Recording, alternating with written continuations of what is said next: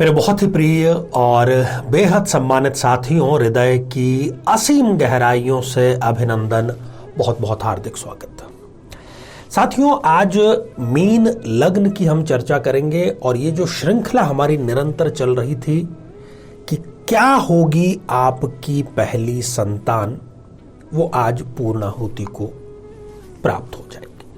तो मीन लग्न यदि आपका है तो आप अपनी जन्म पत्रिका अपने हाथ में लेकर के बैठिए, और यदि कोई और आपका लग्न है, आप अपने लग्न से संबंधित एपिसोड देखने से वंचित यदि रह गए हैं तो यहाँ आई बटन में हमने उसका लिंक भी प्रोवाइड किया है, वहां जाकर के आप देख सकते हैं और जान सकते हैं, कसौटी पर कस सकते हैं कि ज्योतिष 100% विज्ञान और गणित है या नहीं। पहली संतान को लेकर के जिज्ञासा जो है वो बिल्कुल वाजिब है, होना भी चाहिए। जीवन की जो कई प्रकार की प्लानिंग है वो इसी बात पर डिपेंड करती है। तो किसी गलत साधन का सहारा लेने से अच्छा है कि हम ज्योतिष विज्ञान का सहारा लेकर के बड़ी आसानी से ये जान जाएं, बशर्ते कि आपको अपनी date of birth, time, place बिल्कुल एक्यूरेट पता हो, क्योंकि उसी के माध्यम से एक्यूरेट कुंडली आप बना सकते हैं और उस एक्यूरेट कुंडली के माध्यम से ही जो ज्योतिष है वो फल या फल की जो फलित है वो प्रदान करता है।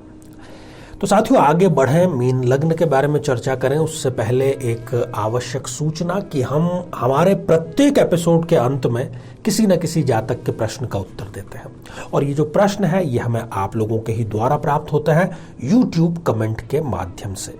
तो जब भी आप अपना कमेंट लिखें उसके ठीक पहले आपको लिखना है #आचार्य चंद्रकांत, और फिर आप अपना कमेंट जरूर पूछें, और साथ ही उस कमेंट के साथ में उस प्रश्न का उत्तर अवश्य होना चाहिए जो इसी एपिसोड के लास्ट में आपसे पूछेंगे, इसी एपिसोड से संबंधित प्रश्न। आइए साथियों, मीन लग्न की जन्म पत्रिका पर दृष्टिपात करते हैं। साथियों, यह है एक मीन लग्न की जन्म पत्रिका, क्योंकि आप देख रहे हैं कि लग्न में ही 12 नंबर का अंक लिखा है। मीन लग्न का चाहे वो जातक हो, जातिका हो, बेहद ही आकर्षक व्यक्तित्व का धनी होता है। उसकी जो सोच है, उसका जो स्वभाव है, वो स्वतंत्रता से थोड़ा सा एक कदम आगे बढ़ करके स्वच्छंदता की तरफ बढ़ता चला जाता है। कला का ये कोई साधारण प्रेमी नहीं होता, जबरदस्त प्रेमी होता है। इसका जो व्यक्तित्व है वो एक संश्लिष्ट, एक संतुलित व्यक्तित्व होता है। इसमें अच्छाई, बुराई, गुण, अवगुण दोनों का एक संतुलित मेल, या जिसको कहें कि इस प्रकार का एक बेजोड़ मेल जो है वो इनके व्यक्तित्व में पाया जाता है। साथियों, जब भी प्रथम संतान का हमें प्रश्न कौंधता है, हमारी जिज्ञासा होती है, तो हमें दृष्टिपात करना होता है पंचम भाव पर। जी हां, पंचम भाव। अब यदि इस मीन लग्न की जन्म पत्रिका के पंचम भाव में शनिदेव विराजमान हो जाएं, तो इस जातक या जातिका के जो प्रथम संतान है वो एक कन्या रत्न के रूप में इनको प्राप्त होती है, और जो दूसरी संतान है वो इनको अवश्य ही एक पुत्र रत्न के रूप में प्राप्त होती है। पंचम भाव में गुरुदेव का होना, बहुत से लोगों को ये गलतफहमी है कि लग्नेश यहाँ पर आ गया है तो जैसी कि हमारी पुरुषवादी मानसिकता होती है तो हम कहते हैं कि पुत्र संतान। ऐसा नहीं है। यहाँ पर बैठा हुआ जो गुरुदेव है वो आपको प्रथम बार में ही कन्या संतान का बहुत सुंदर और शुभ आशीर्वाद प्रदान कर देगा। पंचम भाव में यदि चंद्रमा विराजमान हो जाए तब भी इन जातक या जातिका के जो प्रथम संतान है वो कन्या संतान के रूप में इनको प्राप्त होती है।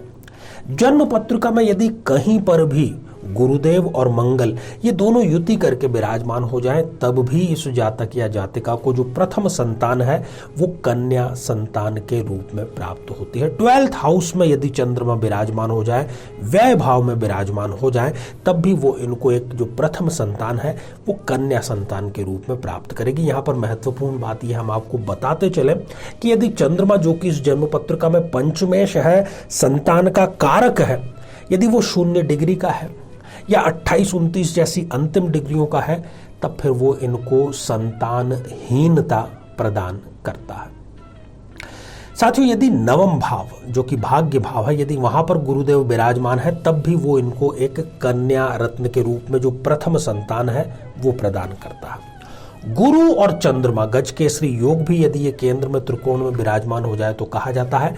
तो कहीं पर भी यदि जन्म पत्रिका में गुरु और चंद्र ये दोनों युति करके विराजमान है तो इनको प्रथम जो संतान है वो पुत्र संतान के रूप में प्राप्त होती है और वो संतान इनके लिए अत्यंत ही भाग्योदय कारक भी साबित होती है। यदि पंचम भाव जो कि इस प्रथम संतान का भाव है, यदि वहां पर सूर्यदेव विराजमान हो जाएं जो कि षष्ठे शेष जन्म पत्रिका में, ऐसी बहन को जो प्रथम संतान है उसका गर्भपात होते हुए देखा गया है। यदि पंचम भाव में मंगल देव विराजमान हो जाए तब भी प्रथम संतान गर्भपात को प्राप्त हो जाती है। यदि पंचम भाव में बुध देव विराजमान है तो आश्चर्यजनक ढंग से इनको जो प्रथम संतान है वो एक पुत्र संतान के रूप में प्राप्त होती है। अब यहां पर लग्नेश की भी हम बात करें कि यदि लग्नेश गुरुदेव भी इस जन्म पत्रिका में यदि 0 डिग्री के या 28-29 जैसी अंतिम डिग्रियों के हो जाएं तब भी वो इस जातक या जातिका को संतानहीनता प्रदान करते देखे गए हैं। पंचम भाव में खास तौर पर मैं यहां बात करना चाहूंगा, यदि राहु या केतु इन दोनों में से कोई एक यदि विराजमान है तो प्रथम संतान इनके पुत्र जरूर हो जाएगा, परंतु इस जातिका को कष्टपूर्ण प्रसव, जिसको कि हम सीजेरियन ऑपरेशन कहते हैं, उसका सामना अवश्य करना पड़ता है। द्वितीय भाव जो कि कुटुंब भाव है, यदि वहां पर गुरुदेव विराजमान है तब भी इनको जो प्रथम संतान है वो गर्भपात होते हुए देखी गई है। तृतीय भाव में जो कि एक पराक्रम भाव है, यदि चंद्रदेव विराजमान हो जाए तब भी इनको जो प्रथम संतान है वो एक कन्या रत्न के रूप में प्राप्त होती है। सप्तम और अष्टम भाव, यदि इन दोनों में से किसी भाव में भी यदि चंद्रदेव विराजमान है तब भी इनको भाग्योदय कारक प्रथम संतान एक कन्या संतति के रूप में प्राप्त होती है। सप्तम भाव में यदि शनि और मंगल इन दोनों की यदि युति है तब फिर वो इनको संतानहीनता प्रदान करता है और अष्टम भाव में बैठा हुआ सूर्य भी इनको प्रथम बार में एक कन्या संतति प्रदान करता है। ये तो हो गई विश्लेषण की, गणित की बात। अब हमारी जो मनोकामना है, हर व्यक्ति की एक इच्छा होती है कि उसको प्रथम संतान के रूप में कन्या या पुत्र जो भी उनके मन में है वो प्राप्त करने की यदि इच्छा बहुत प्रबल है तो एक उपाय आपको जरूर करना चाहिए और आपको अपनी मनोवांछित संतान प्रथम बार में ही अवश्य प्राप्त होगी। आप पति पत्नी को चाहिए कि आप किसी ऐसी गरीब कन्या जिसका विवाह संपन्न नहीं हो रहा है, पैसों की कमी की वजह से नहीं हो रहा है, उसका कन्यादान आप करें और इसके फलस्वरूप आपको अपनी इच्छित संतान प्रथम बार में ही मिलेगी और कोई उपाय आपको करने की आवश्यकता नहीं है।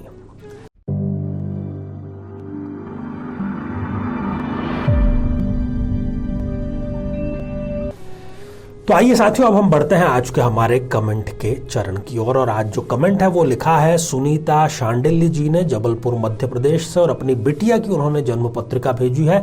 विवाह के बारे में पूछा है और ये भी साथ में पूछा है कि क्या इनकी लव मैरिज होगी या फिर अरेंज मैरिज इनकी होगी। इनकी जो जन्म पत्रिका है वो इनको लव मैरिज की इजाजत नहीं दे रही है क्योंकि वो सफल शादी साबित नहीं होगी। और इनके जो विवाह का प्रश्न है वो लगातार अभी मार्च 2024 तक, सप्तमेश की ही इनको दशा भी चल रही है, तो लगातार मार्च 2024 तक इनके योग चल रहे हैं। इनसे आप कहिए कि 5 शुक्रवार तक लगातार श्वेत वस्तुओं का दान किसी ऐसे व्यक्ति को करें जिसको उस वस्तु की बेहद आवश्यकता हो और आप देखेंगे कि आपको चला करके एक रिश्ता आएगा जिससे कि इनकी कुंडली का भी मिलान होता होगा और आगे का जो दाम्पत्य जीवन है वो भी सुखद और सफल रहेगा।